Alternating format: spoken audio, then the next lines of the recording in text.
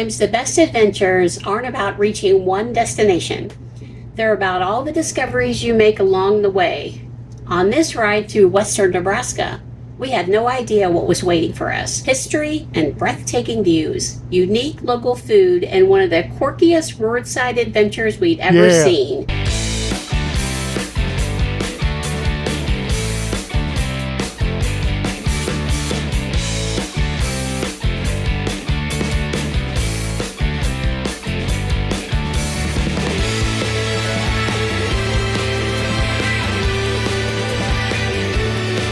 I'm Bob. I'm Barb. Together we make up HetteshWorld. Today we are taking you on a Can-Am ride through Nebraska. We thought it was just going to be another beautiful ride, but before the day was over, Nebraska surprised us. So Bob, what are you doing? I'm coloring our next state. Nebraska, baby. So we're super excited. We've been working on our journey this year, and we are going down the center of the United States. So we hit Minnesota, North Dakota, South Dakota, Nebraska. Eventually we'll be Oklahoma. Or no, Kansas. That's right, Kansas and then Oklahoma. And then back into Texas. Hey, one thing about being a full-time RVer is that you definitely learn the line out of the states. Ta-da! Good job, Bob. We are staying here in western Nebraska. One of the things we love most about traveling is our Can-Am. It lets us slow down, notice the scenery, and discover places we probably would have driven right past. Scotts Bluff is our first destination, but before we reach it, one stop that completely changed the way we're looking at it is the Oregon Trail. Takes you out here and shows you some of the Oregon Trail history. It's amazing to think that thousands of families made this journey, not a vacation, but in a search for a better life. Everything they owned traveled inside a wagon, and every mile came with uncertainty. Looking at these wagons, it's hard to imagine traveling for months across the country. No GPS, no paved roads, just a lot of hope and determination. Some of the wagon ruts are still visible today. The wheels that passed through here nearly 2 centuries ago have left marks so deep that we spend our lives traveling. We travel to discover. They travel to begin a new life. Standing here, it's hard to not respect what those families endured. Okay guys, what do you think life was like? Pretty rough, pretty rugged. Rebecca Winters had died, and her husband had carved her name on the wheel and the date. Buried her on the trail.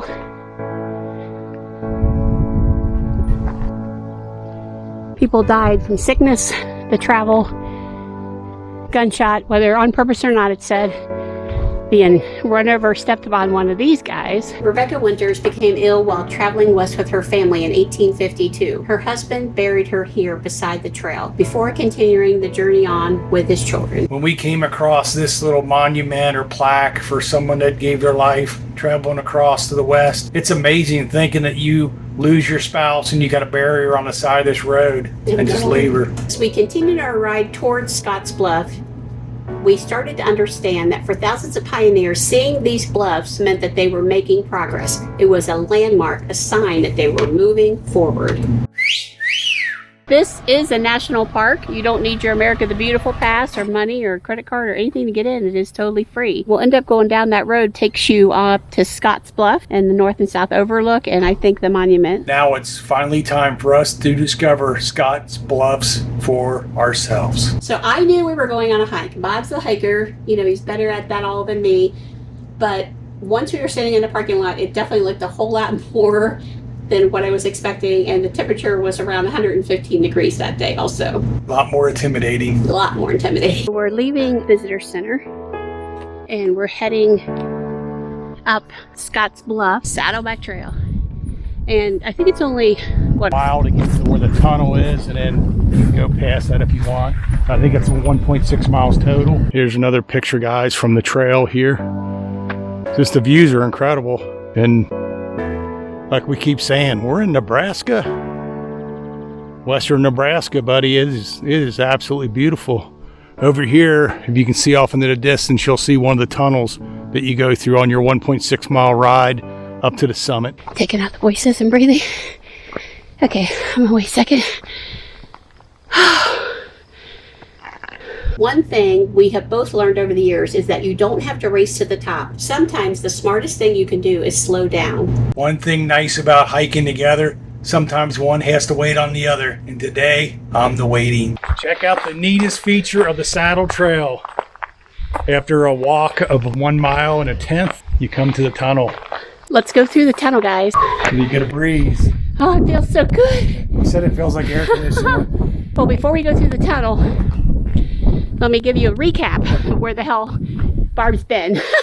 We came down that way, and down that way, all the way down, around the corner, and there's the visitor center way over there. Because I'm not going to lie, that was hard on me. Yeah, half of it was probably climbing. I think we probably went up about 400 feet in elevation.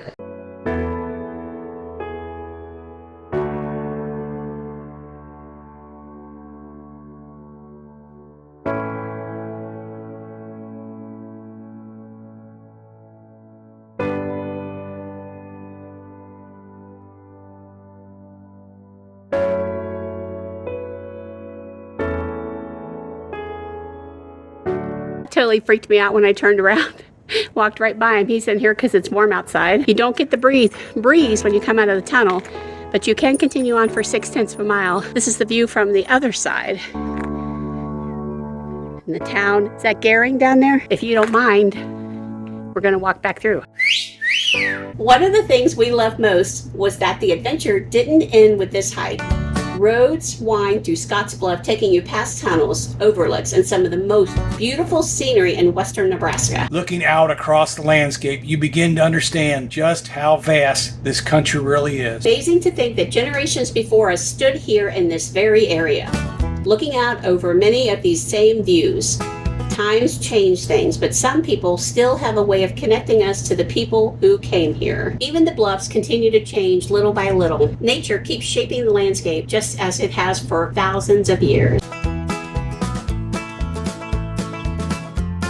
There's two overlooks when you get to the top up here. There's a north and a south, so we're going to be on the south trail right here. Oh, yeah, so that's where we were, on that trail where we went through there. So now we're on the north side overlook.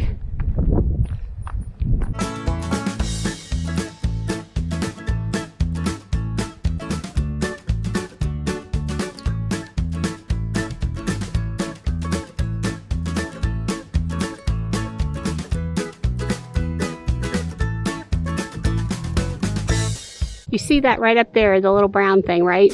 That is a pipe that they put into the ground. You can see it better here on this picture. But when they built it, put it into the ground originally, it was buried just under the surface. And that is how much has eroded away. Scott's Memorial. Hiram Scott, an employee of the Rocky Mountain Fur Company, died in the vicinity of this bluff in 1828 after being deserted by his companions near the junction of Laramie and North Platte rivers.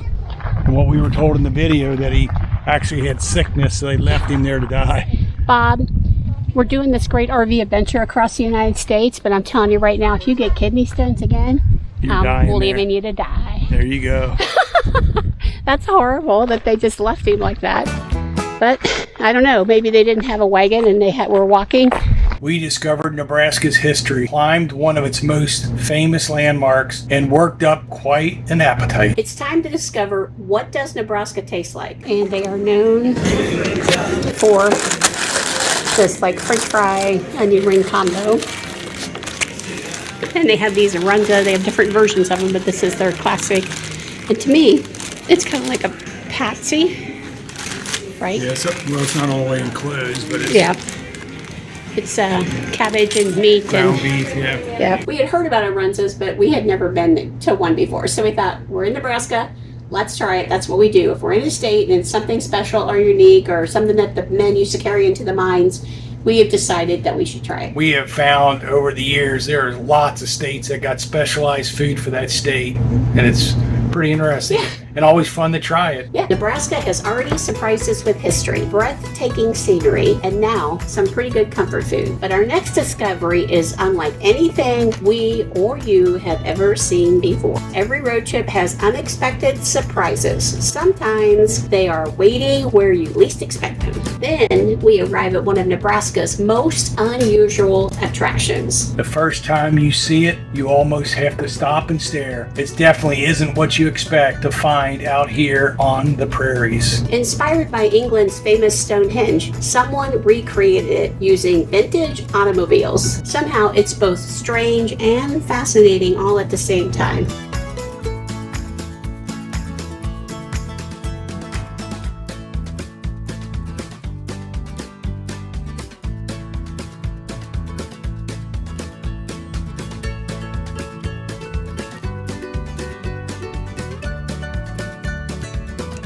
Beyond Carhenge itself, there are all kinds of creative sculptures scattered throughout the grounds.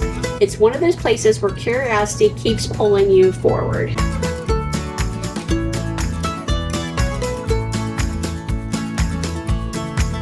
We probably spent more time walking around than we thought we would. Every car seemed to have its own personality, and every photo looked a little different. Of course, we can't come all the way to Carhenge without having a little fun. Started this ride wondering what Nebraska has waiting for us. History, incredible scenery, local food, and now one of the quirkiest landmarks we've ever visited. Every stop was really just another discovery. Sometimes the road takes you places you expected, but it's the unexpected discoveries that Bob and I really enjoy, and it stays with us the longest. Sometimes it's famous, Sometimes it's hidden. but if you're willing to slow down, And take the back roads and stay curious. every stop can become a discovery. And that's why we have loved our journey this 6 years on the road. Next on HetteshWorld, we're taking a step back to celebrate something much bigger than one destination. So join us as we look back on places, the people, the adventures, the incredible beauty we discovered while traveling across this amazing country, America.